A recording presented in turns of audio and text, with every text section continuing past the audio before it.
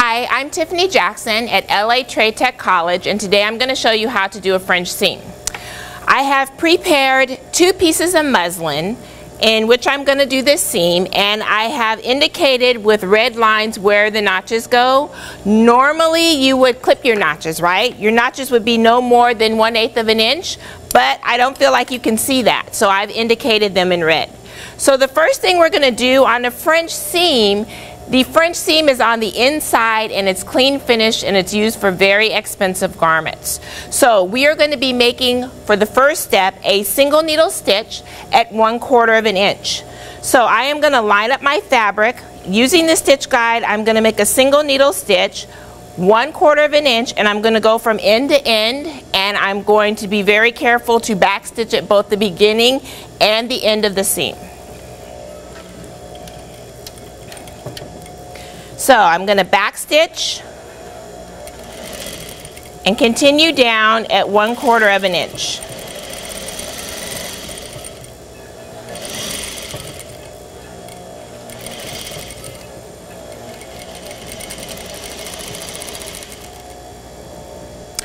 I'm going to clip the thread at the edge of the garment, leaving a trail of thread, and I'm also going to clip the thread here.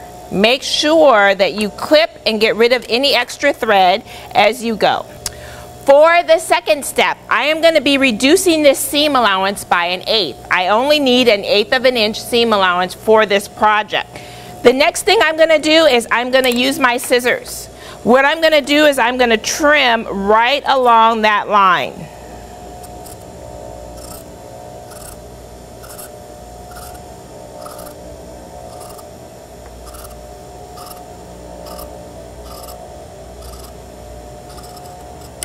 Okay, after you've reduced the seam allowance down to 1/8 of an inch, this needs to be pressed. So what I'm going to do is I'm going to go to the iron and I'm going to press the seam allowance in one direction, to the right or to the left, and then this is going to fold over and this is also going to be pressed so that the raw edge is inside. It's going to be encased so we can't see it.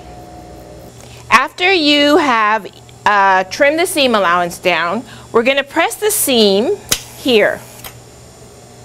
Okay, make sure it's nice and flat, and then we're going to open the work so that the raw edge is facing up, and then we're going to press it to the left. It doesn't really matter if you press it to the right or the left, but I think it's easier to press it to the left. I'm going to be tugging this gently and then just pressing the seam allowance toward the left side so that it lays flat. Once you've pressed the seam allowance down and it's laying flat, you are going to fold the work so that your fold is right on the stitch line. And then we're going to press it again. Once we get back to the machine, we're going to be doing a stitch line 1/4 inch away from the folded edge.